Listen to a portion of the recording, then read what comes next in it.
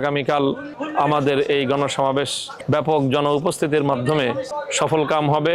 আগামীকাল 24শে এপ্রিল বাংলাদেশ খেলাফত মজলিসের পক্ষ থেকে গণভোটের রায় কার্যকর করার দাবিতে ঐতিহাসিক সোহরাওয়ার্দী উদ্যানে গণসমাবেশের ডাক দেওয়া হয়েছে।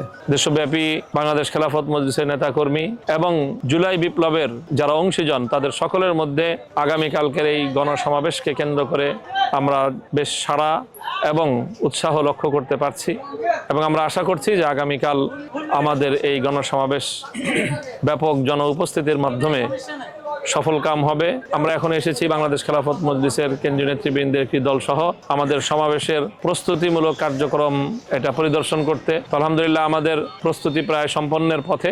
আমরা আশা করছি যে আগামীকাল বাদ জুমা আমাদের যে ঐতিহাসিক গণসমাবেশ অনুষ্ঠিত হতে যাচ্ছে এটা ইনশাআল্লাহ ব্যাপক জনসমাগমের মাধ্যমে রাষ্ট্র এবং সরকারকে বার্তা পৌঁছে দিবে যে জনগণের রায় নিয়ে ছিনিমিনি খেলার পরিণাম ভালো হওয়ার কথা নয়।